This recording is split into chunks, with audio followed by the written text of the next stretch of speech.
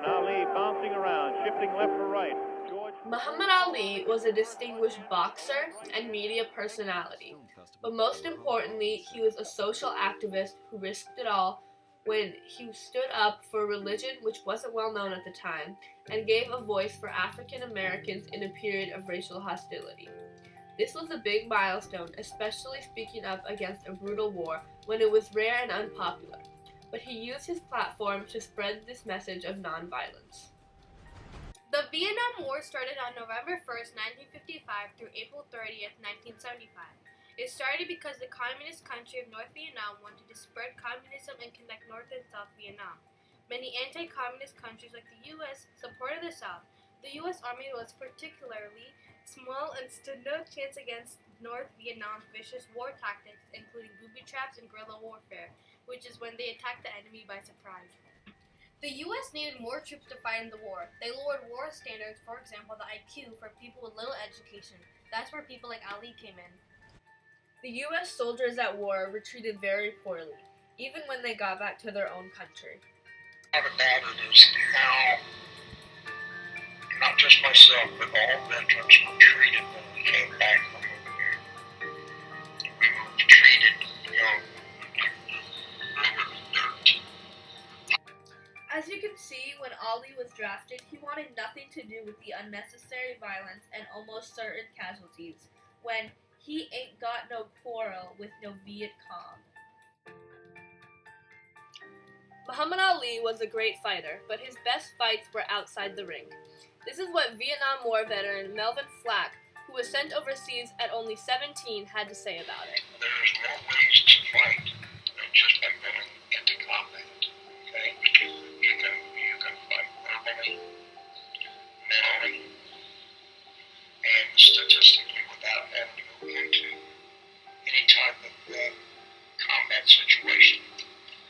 If it's done properly. Muhammad Ali had a protracted road of becoming a civil rights leader. He took a stand against the Vietnam War long before it was a well-known issue. He constantly rebuked the idea of Islamophobia in the U.S. After Ali was banned on his opposition for war, he was sent to jail for 5 years. In 1962, he joined the Nation of Islam and changed his name from Cassius Clay to Muhammad Ali, stating it was a slave name.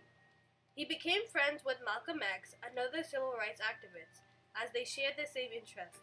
By the time he was thinking of taking a break from boxing, Ali was an icon on his religious beliefs, black power, and on his platform. My conscience won't let me go shoot my brother or some darker people or some poor, hungry people in the mud for big, powerful America and shoot them for what? They never called me nigger. They never lynched me. They never put no dogs on me. They never robbed me of my nationality, raped and killed my mother and father. What, I'm going to shoot them for what? How can I go shoot them? Them little poor little black people, little babies and children and women. How can I shoot them poor people? I would just take me to jail. Muhammad Ali felt as if he was no less than the Vietnamese. In fact, he thought they were equal and brothers. There's only one race, and it's the human race. That's the way I felt then, and that's the way I feel now. There was many reasons Ali refused to fight in the war, the most significant being his religious beliefs in Islam. The number one greeting in my faith is peace, and that is Assalamu alaikum. He didn't want to fight for a country that didn't stand up for his religious beliefs. You won't even stand up for me in America for my religious beliefs, and you want me to go somewhere and fight, but you won't even stand up for me here at home. He took a stand by refusing violence so much that he was sentenced for 5 years, and he also lost 3 years at the ring at the height of his career for his beliefs. As all of this was happening, Ali was facing prejudice against his race, religion, and platform, but he took a stand against the partisanship. He took a stand for Islam, he took a stand for African Americans, and he took a stand for athletes.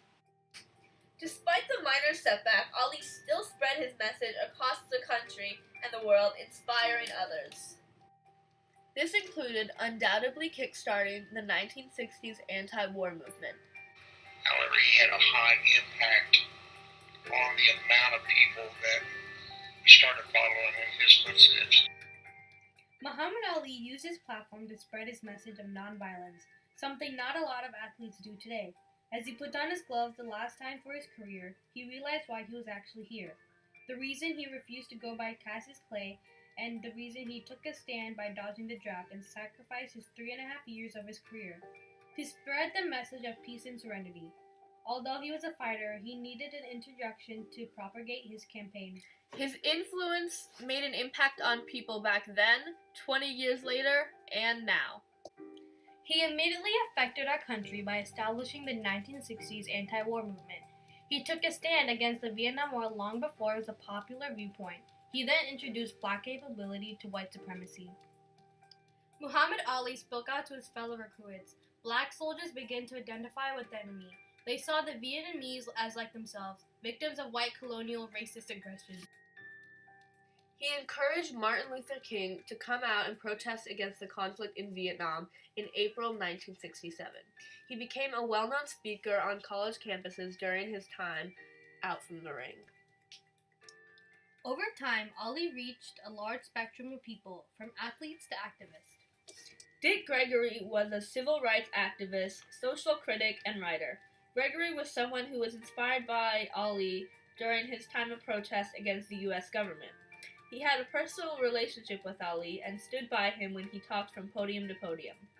One of the things he was able to do was take a religion that black folks didn't really know what it was, but the way he acted and carried himself when he stood for what he believed and protested. The effect he had on people was very big. The love and peace he put out there instead of fighting was astonishing, Gregory said. Rock Newman is a political activist who has his own show, The Rock Newman Show. Newman has always looked up to Ali since he was 12 and onwards. Muhammad Ali had more impact on me than any other individual in the world. When he stood up to the U.S. government and confronted white supremacy in an unapologetic way, gave me an example for the rest of my life, Newman said.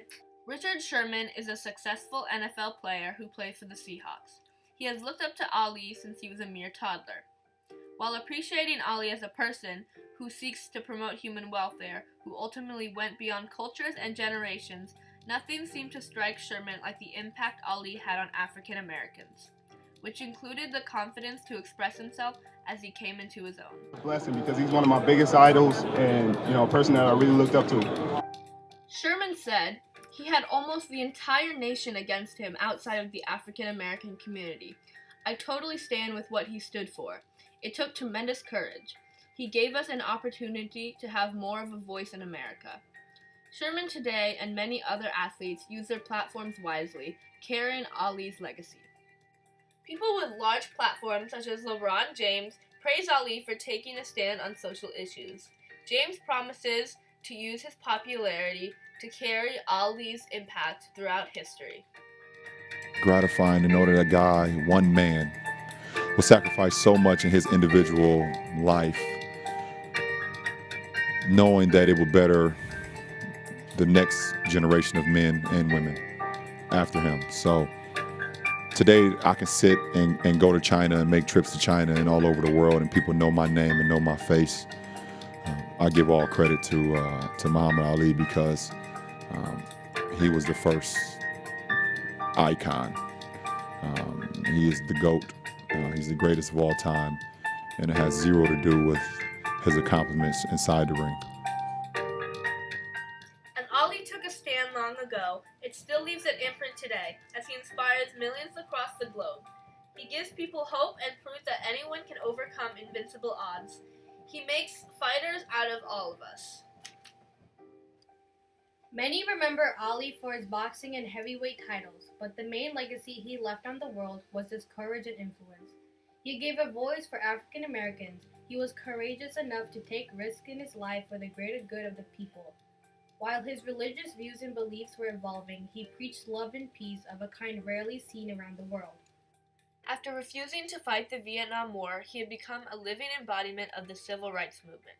Muhammad Ali's legacy will go far beyond his lifetime, as he is remembered in the sports world, but also for taking a stand.